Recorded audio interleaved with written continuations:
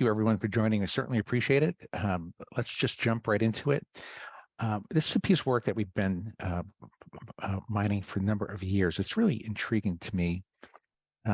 Having studied strategy and Michael Porter's work with,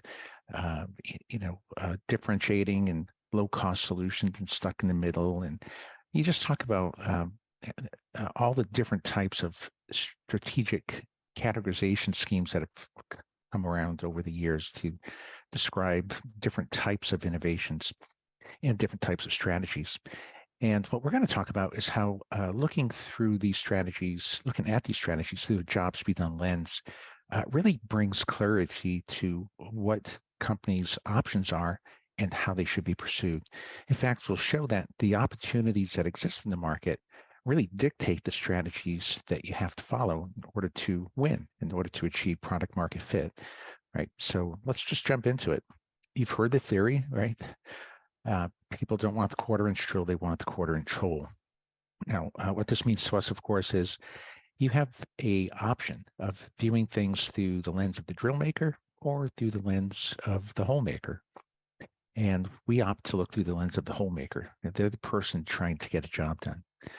And when you look through that lens, what you learn right up front, the very first thing you see through that lens is that people buy products and services to get a job done. And more than that, they buy that product so they can get the job done either better and or more cheaply than having no product at all. A very simple construct. The question we ask then is, what implications does this construct have on the types of strategies that a company can pursue? So a number of years back, we started laying this out in a matrix format. And we said you can get a job done better or worse, or you can charge more or charge less as a company. And you have to pick one of those strategies because, of course, people are buying products to get a job done better and or more cheaply. So as we start filling out this matrix, we look at the options, and we can quickly see that one of the options is to get the job done better and charge more. Makes sense? Another option could be to get the job done better and charge less. Right? That's getting the job done better and more cheaply. Another option is let's get the job done worse, but charge less. When we say worse than competing, mainstream solutions. Or let's get the job done worse and charge more. And you may say, well, when would that ever happen? But hang on, I'll show you here in just a minute. So now that we have that construct, then we can ask the question, well, when does each strategy win? Like, when would they make sense? Who would they appeal to? And we started realizing that these different types of strategies only appeal to certain segments of the market, certain types of customers. For example, getting the job done better and charging more only works if you're targeting an underserved segment of customers who are willing to pay more to get the job done better. Getting the job done better with a product and charging less, that will actually win all types of customers, right? If you're underserved, overserved, non-consumers, everybody likes that approach. You may choose to get the job done worse and charge less. Well, if that's the case, you're certainly not going to win the underserved customers because they want greater value, right? Here, you're going to reduce the cost, and this will appeal to overserved customers and non-consumers. And they're really underserved non-consumers because they're not in the market yet. They don't have a product. They're still doing this thing, getting the job done without a product. But now you've come in with such a low-cost alternative that they can get into the market. And lastly, you can charge more, get the job done worse. And this would only work in situations where customers have very limited options. Think about buying Wi-Fi in airplanes, for example. So then we take this one step further and we say, well, how can we classify each of these different strategies? And looking at this, we try to use some names that you're familiar with, like a differentiated strategy, like Michael Porter talked about, where you can get the job done better, charge more, and win these underserved customers who are willing to pay more. Then we named this over here on the top right, the dominant strategy. We call it that because it always wins. It wins everybody. It wins underserved segments, overserved segments, non-consumers. So if you can pursue that strategy, that makes great sense. Down here, we have from Clay Christensen, the disruptive strategy. Comes right from his book, right? You're going to win overserved customers and or underserved non-consumers. And over here, we have the discrete strategy. This can be used only in discrete situations, as we mentioned, and we'll give examples. And lastly, coming from Michael Porter and Clay Christensen, they talked about being stuck in the middle or just pursuing incremental improvement, which is more or less viewed as a sustaining strategy, which means you're not getting the job done really any much better or any more cheaply than competing solutions. Okay, so these are our options. Now let's put them in play here for a second, talk about how Uber beat out taxis along these different fronts. And I love this story because they pursue multiple strategies, and that's often the key to success, as we'll show. But each strategy is targeted at a different group of people. When they created Uber Select, they were targeting this at underserved customers who are willing to pay more to get the job done better. This is their differentiated strategy. Then they came out with Uber X, and this was really aimed at mainstream customers who use taxis frequently, who wanted to get the job done better than a taxi, but weren't willing to pay more to get the job done better. And they came out with that solution that got the job done better, faster, cheaper than a taxi. They also introduced UberPOOL, which didn't get the job done as well as UberX. In fact, it got the job done worse, but they charged less because they were sharing rides with other people. And in addition to that, the discrete strategy came in the form of surge pricing. So in certain situations, like if you ever come out of a ballpark or an event, an auditorium where there's lots of people trying to get rides all at once, they change the price and you're waiting longer and you may not get the vehicle you want. So in essence, you're getting the job done worse and paying more. And you can see here, there's a place, a time and place for each of these strategies. And in this market, it worked out well to demonstrate across the board. Now, not all markets are like that, which takes us to our next step here. A good product portfolio is going to address each segment of opportunity that exists, whether they're underserved, whether they're overserved, but you have to know what segments exist. This is the key. So the question is, how do you determine what under and overserved segments exist? And this is where we go back to our philosophy on outcome-driven innovation. The way to do this is you define your market, but not around a product or a technology. You define your market around a group of people and the job they're trying to get done.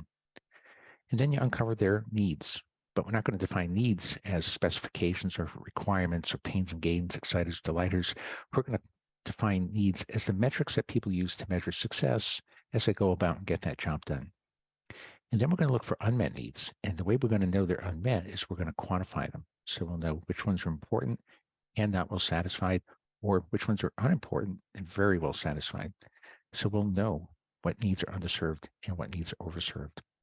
And then we can use that information to segment the market. We can put people into groups based on the way they rate the importance of satisfaction of those needs.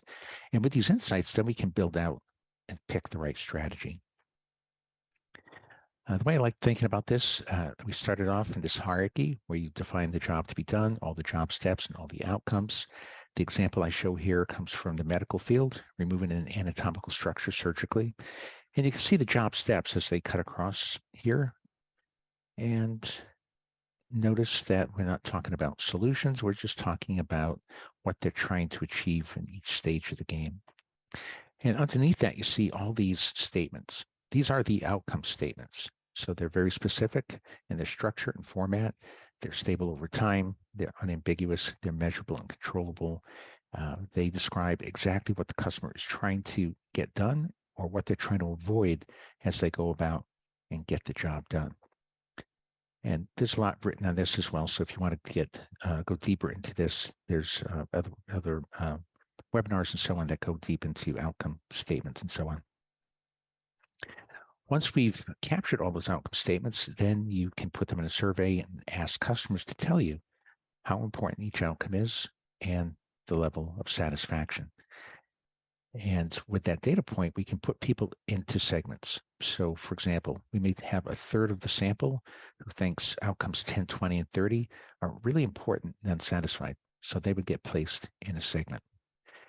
Another third may think outcomes 40, 50, and 60 are really important and unsatisfied. So they get placed in another segment. Another segment may say outcomes 70, 80, and 90 are unimportant and very satisfied, right? They're overserved. So they could get placed in yet another segment. And by running this through factor analysis and cluster analysis, we find this group of segments. And then we can profile them to see who's in the market and why are they in these different segments. Are they overserved or underserved? What makes them unique? And once we have that information, we can start using it to figure out what strategy to pursue. So I'm going to show you how we get there. So this comes from a study that we did with dentists repairing a decayed tooth, of just filling a cavity, if you want to think of it like that. And this chart shows all the outcomes plotted on the graphic. So this is 100% of the market, 100% of the respondents filling out the survey.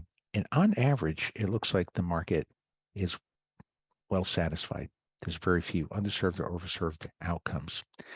But once you segment the market and group people into segments based on the way they rated those needs, it often paints a very, very different picture. And this is why we say this approach helps you discover hidden segments of opportunity. Because if you were to segment around demographics, psychographics, use cases, personas, you would never discover these segments, right? We're quite literally segmenting around the unmet needs. And you can see how that same need in one segment is highly overserved. In this segment, it's appropriately served.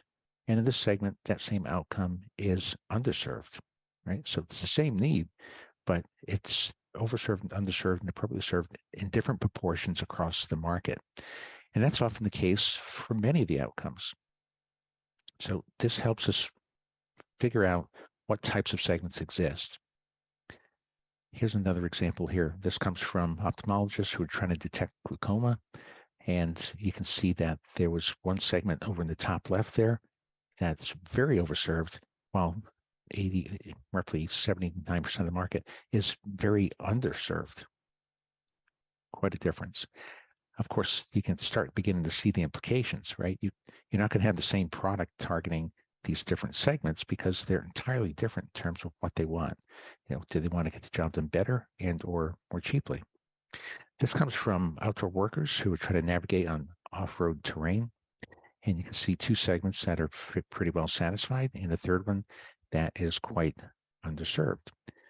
Again, what we're going to look at here is how these segments and the opportunities that are represented in those segments dictate the strategy that you should pursue in order to win. So the question we ask, so what strategy should be employed in each situation? When we see a market that looks like this, or segment, you can pretty well bet that if people are willing to pay more to get the job done better, that you should pursue a differentiated strategy. It shows the underserved needs. I'll get to the willingness to pay question here in just a second. And the approach you can take is pretty straightforward. The first version of your product, you could address these top unmet needs.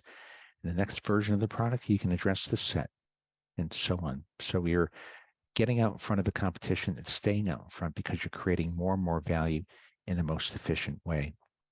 This is a great strategy to pursue. Now, here's a few different examples of companies that have pursued a differentiated strategy.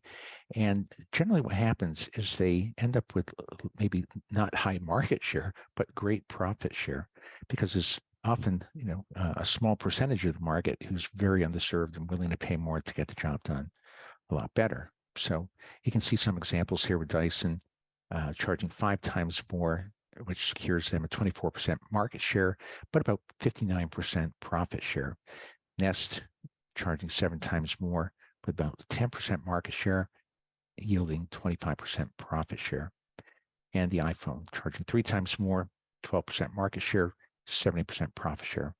And these obviously come from a number of years ago when they had their first offerings brought out to the marketplace. The question we'd like to ask then is, are people willing to pay more to get the job done perfectly? And this input goes into our surveys. And the question you want to ask is, how much are you paying today to get the job done? And will you be willing to pay more to get the job done perfectly? You can also ask, how much more would you be willing to pay to get the job done perfectly? And this sets you up so that you will know if underserved customers are willing to pay more so that you could pursue a differentiated strategy, or if they're not willing to pay more, maybe you have to go towards a dominant strategy or some other strategy. So with this insight, we can start applying the concept. So if customers are not willing to pay more to get the job done better, in this segment, we would want to pursue a dominant strategy. Again, you'd follow the same steps in creating the solution, but you have to get the job done better and more cheaply in order to win in the marketplace. A little bit more challenging from a ideation and concept creation standpoint. Let's take a look at this segment here. So you can see that there's some unmet needs and there's some overserved needs. The strategy that you'd follow here is dictated by the market. Once again, this would be a dominant strategy where you want to get the job done better along these dimensions and get the job done more cheaply by taking out cost in some of these areas over to the left. Companies who've been successful following dominant strategies include many of these key players that you've seen: Netflix, who's offered greater convenience, low monthly rate, Google AdWords, for example, and a project we worked on with Kroll on track in their e-discovery business, helping them enter that market and creating a platform that generated $200 million in revenue by helping people get the job done better and more cheaply. In that case, people were already paying a lot to do discovery work, but it was all manual. By making it electronic, they could bring them a solution that got the job done better and more cheaply. So again, what we see is these opportunities dictate the strategy. Over here on the top left, we see this highly overserved segment of customers. And with that scenario, a disruptive strategy makes great sense, right? And in these situations too, we know the percent of the market that's falling in each of these categories. Some disruptive strategy successes: you see Google Docs, we see Dollar Shave Club, we see Crest White Strips that changed the game by affording many non-consumers to get the job done. So instead of having to go to dentists to get your teeth whitened, you could just do it in the convenience of your home for a lot less money, even though it may not have got the job done quite as well. I wanted to offer some examples here for discrete strategies. And these are often tricky because it can come across pretty poorly if you take a product that people expect to be at a low price and just find a place to charge more. But in many cases, it does make sense. Like in airport beverages, for example, travelers who are prohibited from taking drinks for security pay more for that product once they approach the gates, or payday loans, where lenders charge high rates to people who are restricted from getting lower cost loans, or remote ATMs like you'd see at a fair or circus that charges exorbitant fees, and it's usually using some of their worst equipment on top of it. Again, opportunities dictate the strategy. When we see a market that looks like this, with all these needs that are very important and already well satisfied, this is when we pursue a sustaining strategy. You have all these table stakes up here that you really can't mess up, but there might be a little bit of room to get the job done slightly better, or in areas to reduce cost. So these are all of the different options for strategy. Now we get into actually applying them. So when should multiple strategies be employed? We gave you the Uber example, but we see in many, many markets that multiple strategies are required in order to accommodate 100% of the market. So here again are the dentists repairing a decayed tooth. And there's 3 different strategies that this company pursued as a result of looking at this data. One was a sustaining strategy. In other words, 57% of the market had about 5 or 6 unmet needs. So they addressed those unmet needs, got the job done slightly better with their existing solutions, and differentiated themselves in that 57% of the market. At the same time, they took their current solutions and cost reduced them along certain dimensions where they were unnecessary for this other segment. In this segment here, this was comprised of patients that had healthy gums and just required a small filling. And in that case, many of the current products were overserving the market because it wasn't hard to work on patients that represented that set of conditions. On the other hand, they also needed to pursue a differentiated strategy. There was 24% of the market that was highly underserved and willing to pay more to get the job done better. And these patients were patients that had unhealthy gums and required a large filling. And what we would see here is that they would tend to bleed more, which impacted visualization, which would make it harder to contour a bigger filling. So you can see here, if you want to win in the marketplace and win across all 100% of the market, there's 3 distinct strategies that need to be pursued. So, and if you don't know that these segments exist and you don't know which strategy to tie to each segment, you're really just guessing at everything. And what we're trying to do here is to take the guesswork out of the innovation process and help you achieve product market fit. Right. So even with that sustaining strategy, we can create product market fit right up front because we know those 5 or 6 unmet needs, and we can improve the product around those 5 or 6 unmet needs, message around those unmet needs, and really tighten our position in that segment. And the same is true for each of the other segments. Here's an example with the ophthalmologist detecting glaucoma. The company here that we worked with created 2 different solutions. One that was aimed at this segment, a disruptive solution that would get the job done worse than the solution that they currently had, but at a much lower cost. And then they worked on a differentiated solution, which would target many of those unmet needs in that greenish segment, which represents 45% of the market, and also many of the outcomes in the purple segment that represents 34% of the market.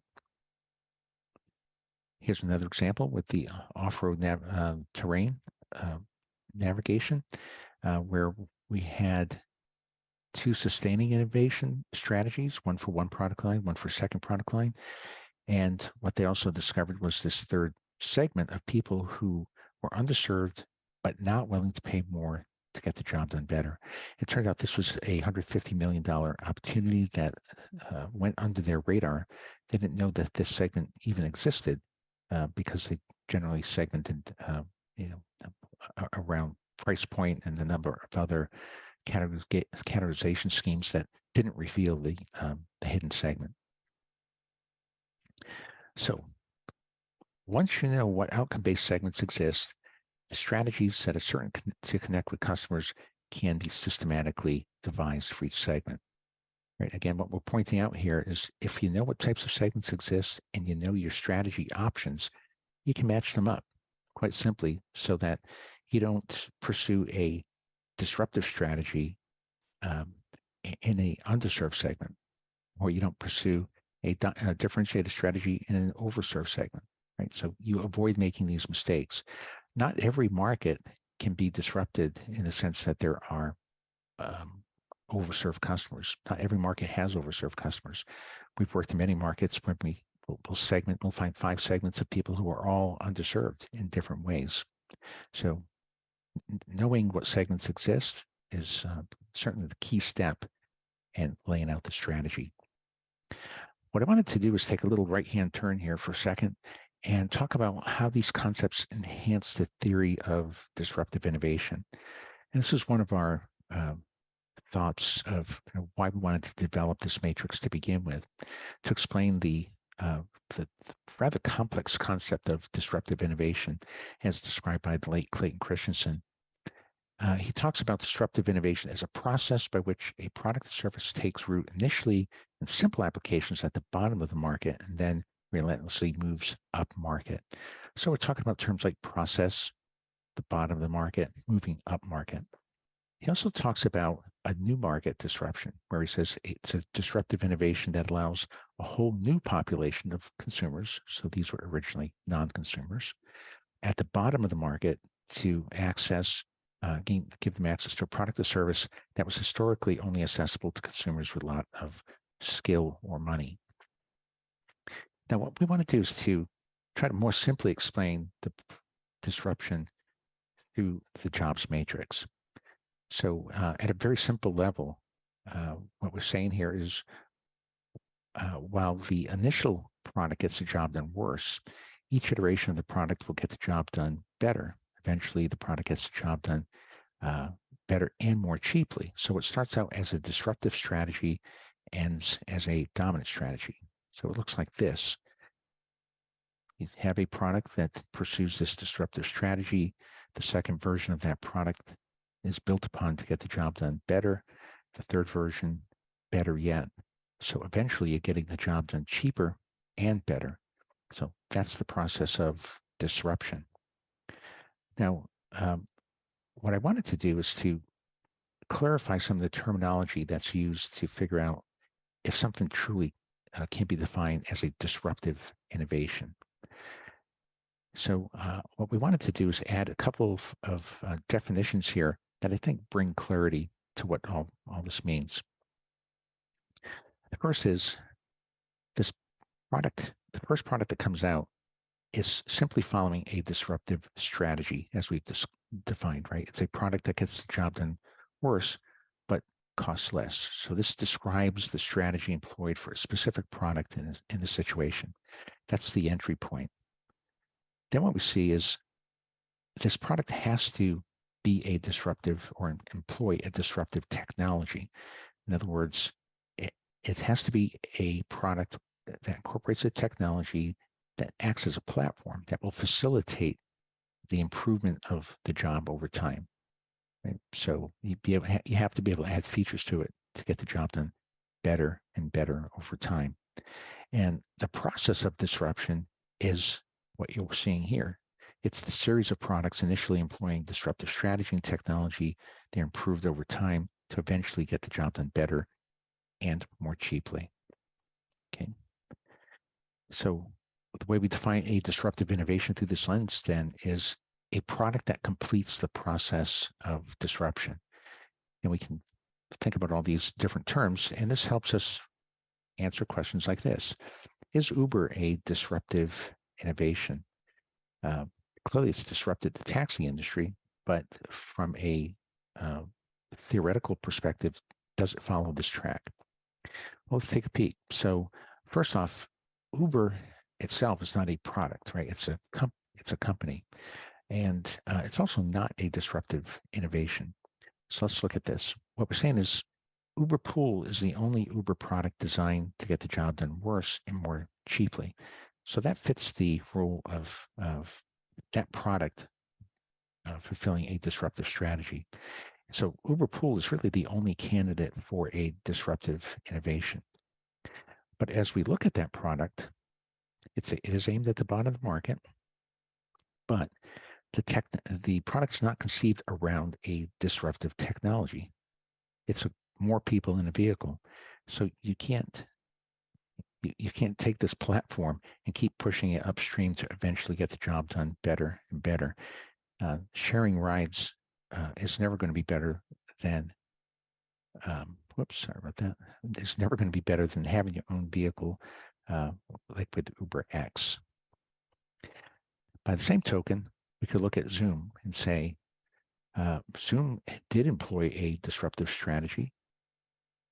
The product is conceived around a disruptive technology, and it's a technology, of course, that software services that can be built upon to get the job done better over time. So the mechanism for moving up market is available, and it's being pursued to get the job done better, making Zoom a disruptive innovation that's really in the process of moving up market. So with all that, so let's talk about some of the key takeaways here. I just wanted to summarize. What we are trying to get across is that people buy products and services to get a job done better and or more cheaply. And with that, there's some customers that may want to get the job done better, while others may want to get it done more cheaply. Some may be willing to pay more, some may not. And this is why we need to know what segments exist in a given market. So knowing what over and underserved segments exist is the key to figuring out which strategy to pursue. And once you see what the opportunities are, the strategy that you should pursue becomes clear, becomes obvious. And correctly choosing that and deploying multiple strategies is often a path to market leadership. And we see this all the time. It's often the case that one strategy is only going to address some percent of the market, small percent, maybe 10, 15, 30% of the market. You may have to pursue multiple strategies to really effectively target 100% of the market. And also is helpful in understanding the dynamics of disruptive innovation through this jobs lens. Hopefully that shed more light on what I think is a fairly complex topic.